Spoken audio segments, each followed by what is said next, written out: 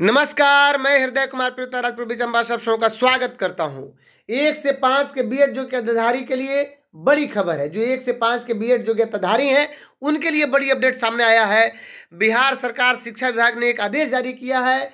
एक एलपीएस से इसका असर पड़ा है और योगदान तिथि से प्रशिक्षित वेतनमान का लाभ उस शिक्षक को मिला है, जिसका असर बाकी शिक्षकों पर भी पूरी तरह से पड़ सकता है। जो सक्षमता उत्तीर्ण शिक्षक जो अपना काउंसलिंग कराए थे और उनको डाउटफुल रखा गया था, हम आखिर देखेंगे कि क्या उन्हें ब्रिज कोर्स करना बहुत ही जरूरी है।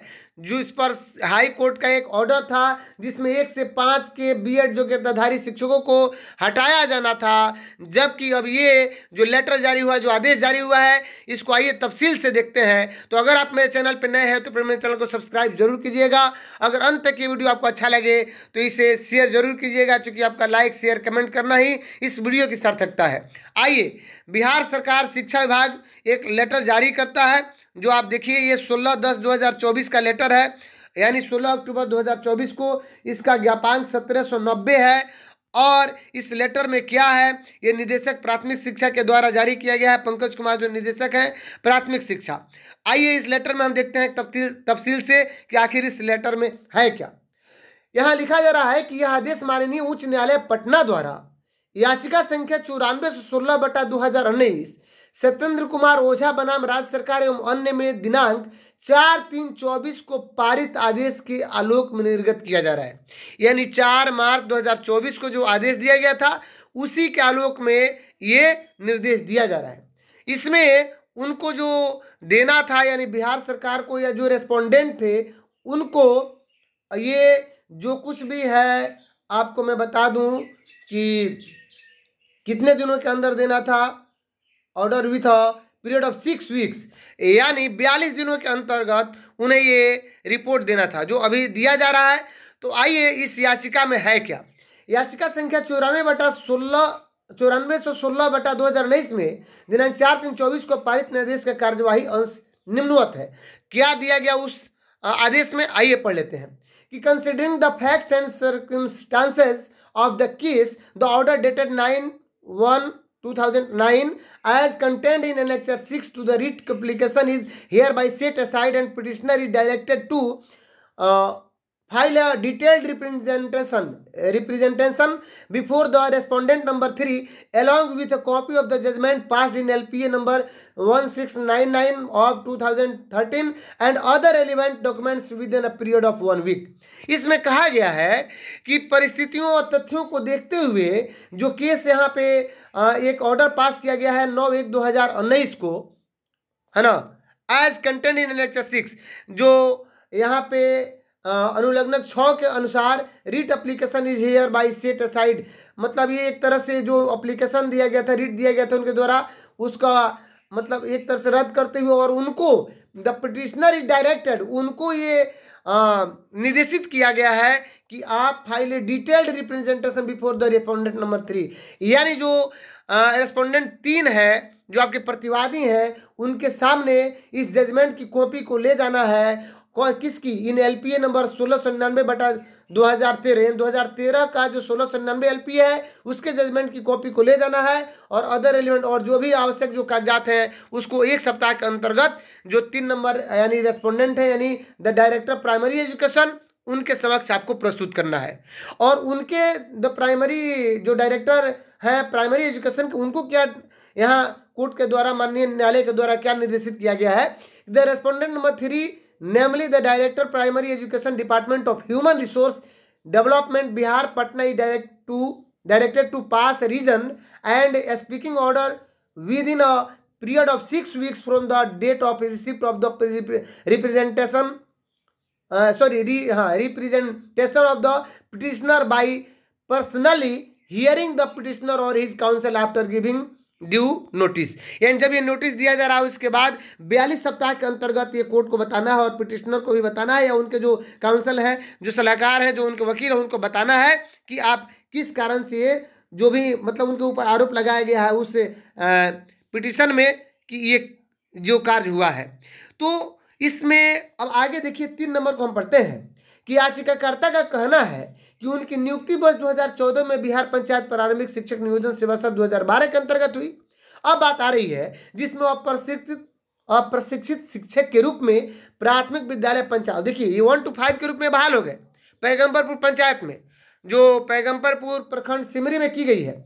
नियुक्ति से पूर्व वे 2008 में बीएड कर चुके थे, यानी प्रशैक्षणिक उपाधि उन्हें प्राप्त थी, लेकिन नियमावली के प्रावधान के अनुसार वे 1 से 5 में आवेदन नहीं कर सकते थे। अगर करते तो अप्रशिक्षित शिक्षक के रूप में करते, है ना, या उन्हें NIOS द्वारा आयोजित 6 माह के सेतु पाठ्यक्रम में उत्तीर्ण, इसमें कहा जा रहा है कि वे उत्तीर्ण कर चुके हैं।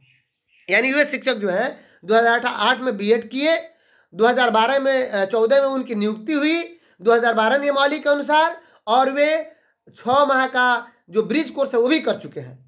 हालांकि याचिकाकर्ता का कहना है कि उन्हें सेतु पाठ्यक्रम में उत्तीर्णता की तिथि, यानी उन्हें जो प्रशिक्षित वेतनमान का जो लाभ मिला वह जब ब्रिज कोर्स कर लिए तो अब 11/6/2019 से मिला।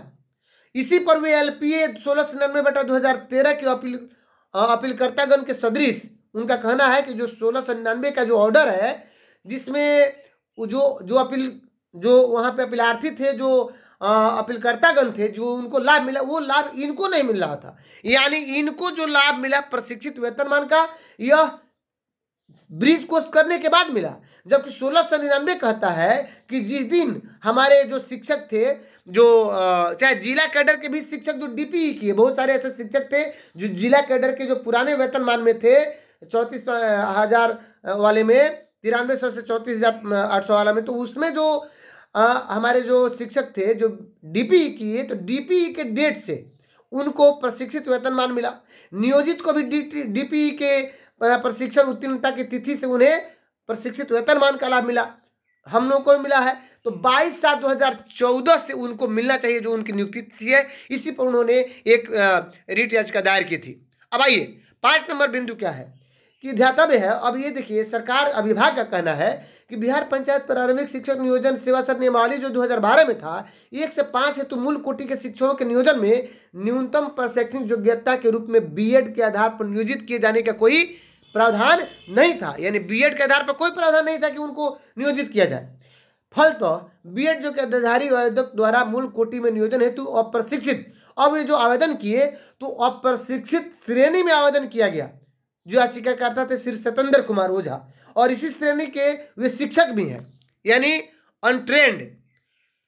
अब बात आ रही है 6 नंबर बिंदु क्या कहता है कि उस सेवा सत्र नियम 2012 के कंडिका 5 के अंगा में अंकित है कि NCTE की भर्ती के लिए न्यूनतम योग्यता का निर्धारण, यानी विनियम 2001 समय समय पर जो संशोधित हुआ है के अनुसार 3 सितंबर 2001 अथवा उसके बाद जो भी नियोजित बीएड की योग्यता रखने वाले कक्षा 1 से 5 के जो शिक्षक हैं उनको प्रारंभिक शिक्षा शास्त्र में राष्ट्रीय अध्यापक शिक्षा परिषद द्वारा मान्यता प्राप्त 6 माह का विशेष प्रशिक्षण प्राप्त करना आवश्यक होगा। अगर 1 से 5 में वो बहाल हो जाते हैं तब, ये NCTE कह रहा है। अब आइए 7 नंबर बिंदु है कि 19,185/2018 में एक याचिका दायर किया गया सतेंद्र कुमार ओझा एवं अन्य के द्वारा, यही याचिका करता है। तो उनमें दिनांक 3/10/2018 का पारित जो न्यायाधीश के आलोक में विभागीय ज्ञापांक 7 यहाँ पे दिया गया है 2018 और 30 दिनांक 9/1/2019 से वर्ग 1 से 5 के बीएड योग्यताधारी शिक्षक 6 माह का विशेष प्रशिक्षण प्राप्त करने के उपरांत ही प्रशिक्षित वेतनमान अनुमान किया जा सकता है। यानी अलग अलग LPA दायर किया गया। अब इसमें पहले उनको कहा गया कि चलिए ठीक है, आप 1 से 5 में बहाल हो गए प्रशिक्षित के रूप में, लेकिन आप जिस दिन बीएड किए उस दिन से नहीं, बल्कि या योगदान किए उस दिन से नहीं, बल्कि जिस तिथि को आप ब्रिज कोर्स कर लिए उस तिथि से उनको लाभ दिया गया उस ऑर्डर में 2018 वाला में। अब आइए फिर उन्होंने 19 में भी अपना एक LPA दायर किया। तो याचिकाकर्ता श्री सतेंद्र कुमार ओझा NIOS द्वारा आयोजित 6 माह के सेतु पाठ्यक्रम 2019 में निबंधित होकर इसे दिनांक 11/6/2019 को सफलतापूर्वक पूर्ण किया। अब किया गया याचिकाकर्ता का यह भी कथन है कि उन्हें सेतु पाठ्यक्रम में उत्तीर्णता की तिथि 11/6/19 से प्रशिक्षित वेतनमान प्राप्त हो रहा है, जबकि एक 1699/2013 का जो जजमेंट है, जो 1699/2013 के अपीलकर्ता जो है उनको जो लाभ मिला, उनको मिला योगदान तिथि से नहीं, जिस दिन वो DPE उत्तीर्ण हो गए। इनका भी कहना था कि डीपी इक्विवेलेंट बीएड के है, मतलब ये कहना चाह रहे हैं कि हम प्रशिक्षित किए तो डीपी के बाद भी हमारे शिक्षकों को 6 महीने का ब्रिज कोर्स करना था, तो ब्रिज कोर्स की तिथि से उन्हें प्रशिक्षण का लाभ, प्रशिक्षित वेतनमान का लाभ दिया गया था। लेकिन जब वे भी शिक्षक कोर्ट में गए तो उन्हें लाभ डीपी उत्तीर्णता की तिथि से मिल गई। तो इनका भी कहना है कि हमें भी बीएड उत्तीर्णता की तिथि से या जो बात की तिथि, योगदान की तिथि से हमें लाभ मिले। अब आइए याचिका संख्या 14,652 भी दिख रहा है जो 2012 है, जो क्रांति कनक एवं अन्य बनाम बिहार राज्य एवं अन्य से उद्भव यहाँ पे है, जो 1699 2013 में दिनांक 27/9/16 को जो आदेश पारित हुआ, यानी 2016 में एक आदेश आया। 2015 में शिक्षकों को जो नियोजित थे इनको 2014-15 में ब्रिज कोर्स करने के उपरांत इनको लाभ दिया गया था प्रशिक्षित वेतनमान का। तो इसी की बात की जा रही है। जब वे कोर्ट में गए तो फिर 2016 में जो आदेश आया उसमें कहा गया कि चलिए आप जिस दिन डीपी उत्तीर्ण है, जो प्रशिक्षण कर लिए हैं, उसी तिथि से आपको लाभ दिया जाएगा। तो डीपी को 2 वर्षीय प्रशिक्षण के तीनों मॉड्यूल उत्तीर्ण करने के उपरांत 6 माह के संवर्धन कार्यक्रम पूर्ण कर लेने वाले, हाँ, लेकिन ये जरूरी था कि कम से कम 6 माह का उन्हें संवर्धन करना जरूरी है, ये भी जरूरी है। अर्थात जो भी बीएड योग्यताधारी हैं वे भले 6 माह का संवर्धन करें, लेकिन उनका लाभ मिलेगा वहीं योगदान तिथि से प्रशिक्षित वेतनमान का लाभ मिलेगा, लेकिन उन्हें 6 माह का संवर्धन करना होगा। यानी उसमें ऑर्डर में ये कहा गया कि 6 माह के संवर्धन कार्यक्रम पूर्ण करने वाले शिक्षकों या जो जिला संवर्ग हो चाहे नियोजित शिक्षक हो, 2 वर्षीय डीपी प्रशिक्षण उत्तीर्ण होने की तिथि से ही प्रशिक्षित वेतनमान देने का आदेश दिया गया। अर्थात बीएड योग्यताधारी को हर हाल में 6 माह का उन्हें ब्रिज कोर्स करना होगा और तब वे बने रहेंगे 1 से 5 के शिक्षक, उनके ऊपर कोई दिक्कत वाली बात नहीं है। यानी एक ये ऑर्डर उन सबों के फेवर में जा सकता है। अब आगे आइए कि 10 नंबर बिंदु कहता है कि उपयुक्त तथ्यों के आलोक में याचिकाकर्ता श्री सत्येंद्र कुमार ओझा को उनकी नियुक्ति तिथि यानी 22/7/14 से प्रशिक्षित वेतनमान अनुमान किया जाता है। इस अभिमत के साथ मामले को निरस्त किया जाता है। ये आपके डायरेक्टर पंकज कुमार जी हैं, हमारे आदरणीय निदेशक प्राथमिक शिक्षा। इन्होंने एक आदेश जारी किया है 16/10/2024 को। इस आदेश से बाकी 1 to 5 के वाले भी बीएड योग्यताधारी शिक्षक प्रभावित होंगे और उनको इसका लाभ जरूर मिलेगा। तो अगर आप अभी तक मेरे चैनल पे बने हुए हैं और मेरे चैनल पे अगर नए हैं तो प्लीज़ इस चैनल को सब्सक्राइब जरूर कीजिएगा, बेल आइकन जरूर दबाइएगा। अगर अंत तक आपको ये वीडियो अच्छा लगा हो, जिसमें आपकी सारी दुविधाएं दूर हो चुकी हो कि आपको ब्रिज कोर्स करना होगा, आपके योगदान तिथि से आपको प्रशिक्षित वेतनमान मिलेगा, ये जो आदेश है इसी आदेश के आधार पर अगर आपको नहीं मिलेगा तो आप कोर्ट भी जा सकते हैं। तो आप इस वीडियो को सबसे अधिक शेयर कीजिएगा अगर अच्छा लगा हो तो, क्योंकि आपका लाइक शेयर कमेंट करना इस वीडियो की सार्थकता है। मिलते हैं नेक्स्ट वीडियो में, तब तक के लिए थैंक यू।